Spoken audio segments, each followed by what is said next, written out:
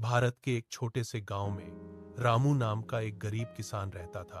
उसका परिवार कई पीढ़ियों से खेती करता आ रहा था, लेकिन समय के साथ उसकी जमीन बारिश के भरोसे रहने लगी और खेती से आमदनी बहुत कम होने लगी। रामू बचपन से ही अपने पिता के साथ धान और गेहूं के खेतों में काम करता था। उसकी आर्थिक स्थिति इतनी कमजोर थी कि गांव के स्कूल में पढ़ने का मन होते हुए भी वह 5वीं के बाद पढ़ाई छोड़कर खेतों में काम करने लगा। हर सुबह सूरज निकलने से पहले वह अपने पुराने हल, बैलों और टूटी टोकरी के साथ खेत पर पहुंच जाता।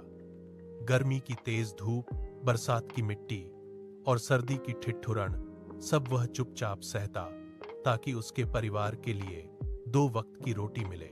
उसकी सबसे बड़ी मुश्किल थी कि उसके पास सिंचाई की सुविधा नहीं थी। अगर बारिश कम हो जाए तो फसल सूख जाती और ज्यादा हो जाए तो बाढ़ खेत बहा ले जाती। कर्ज बढ़ता जाता था और कई बार साहूकार उसे परेशान भी करते थे, लेकिन रामू मेहनती था। धीरे धीरे उसने सरकारी योजना से एक छोटा पंप सेट लिया, जिससे उसकी फसल सुधारने लगी। समय के साथ उसने सब्जियां उगाना शुरू किया ताकि साल भर कुछ न कुछ आमदनी हो सके। कई सालों की मेहनत के बाद आखिरकार उसकी हालत थोड़ा सुधरी।